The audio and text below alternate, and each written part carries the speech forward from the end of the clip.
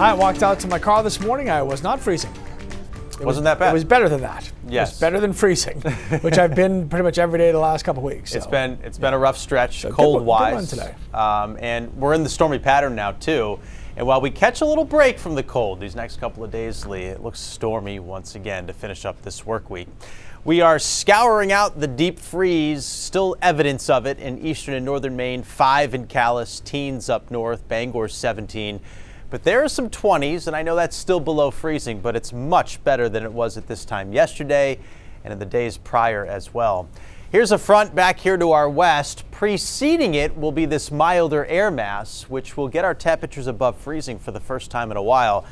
But behind it is another Arctic blast, and in the middle of it where they clash, we've got a lot of mess out here, and that's all coming our way. It looks like we'll see all the precipitation types. Rain, which will then change to ice, and then getting us finally with some snow by Friday. This morning, there may be just a little bit of action out there. I did notice some flurries in my drive into work. There could be some patchy freezing drizzle too. So there could be some slick spots out there. Obviously, we're below freezing right now. Midday, cloudy with a damp feel for most of us. Temperatures will be rising at this point above freezing for the first time in days. I'm working on the numbers right now, but it's about a week in Portland and close to 2 weeks in Bangor since that happened.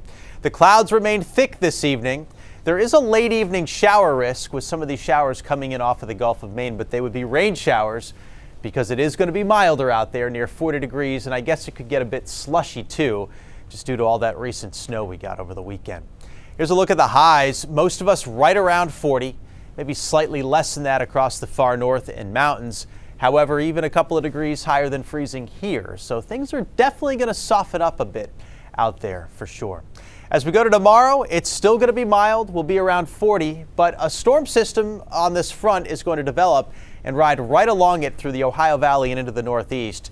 It'll spread some rain our way tomorrow afternoon and tomorrow night. But as we go through the night and get to Friday morning, Arctic air will be bleeding in behind the front, and it'll first happen at the surface, which has me concerned for some freezing rain and some ice, but then the whole column will get cold and we'll go over to snow on Friday. And with this low going by, some of this precipitation could be pretty intense Friday into Friday evening before it all moves out of here over the weekend and leaves us with a frigid upcoming weekend.